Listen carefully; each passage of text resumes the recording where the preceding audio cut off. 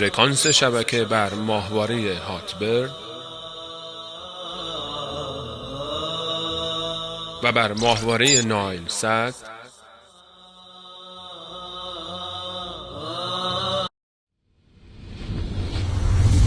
کفرگویی صریح مداح رافضی. دنیا و آخرت همه در دست حیدر است.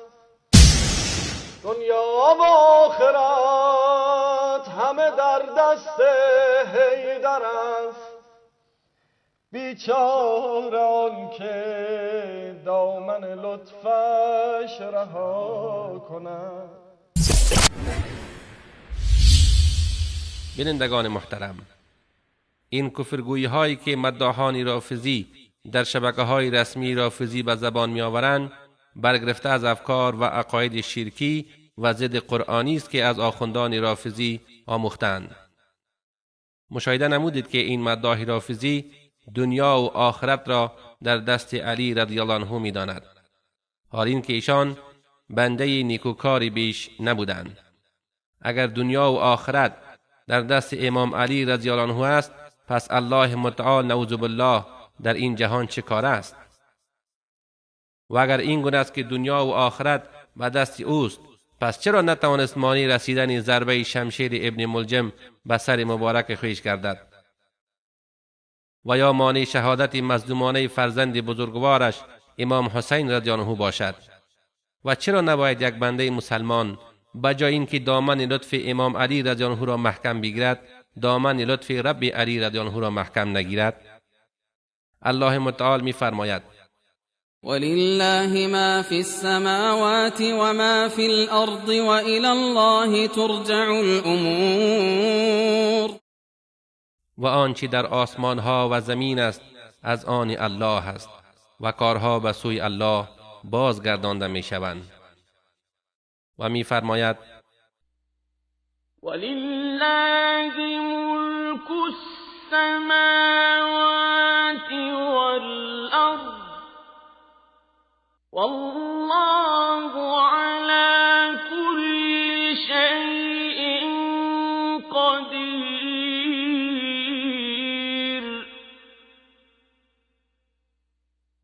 و فرمانروایی آسمان ها و زمین از آن الله است و الله بر هر چیزی تواناست. و الله متعال خویش را به صفت لطیف وصف می کند تا بندگانش دامن لطف او را رها ننمایند. الله متعال می فرماید: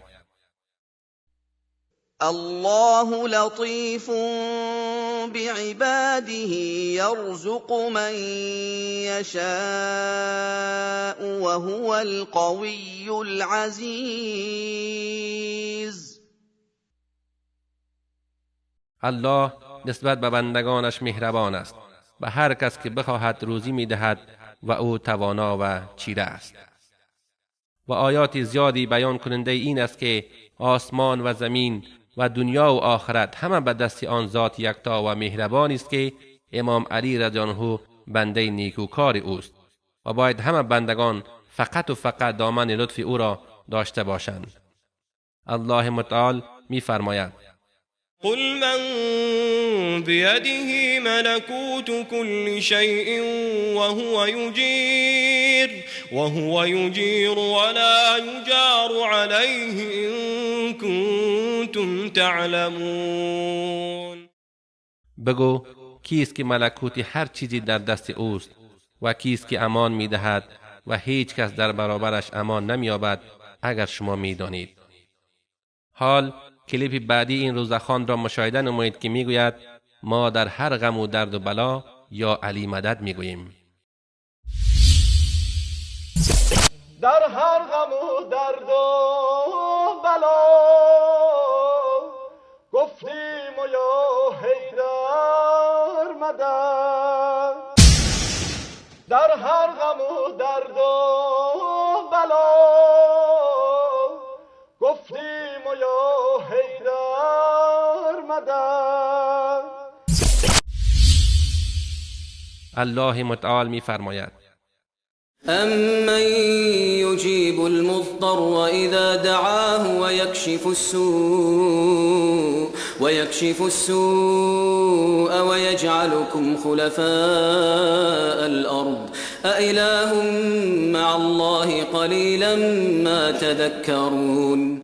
آیا غیر الله بهترند یا ذاتی که دعای درمانده را آنگاه که او را بخواند اجابت می کند و سختی و گرفتاری را برطرف می نماید و شما را جانشین در زمین می گرداند؟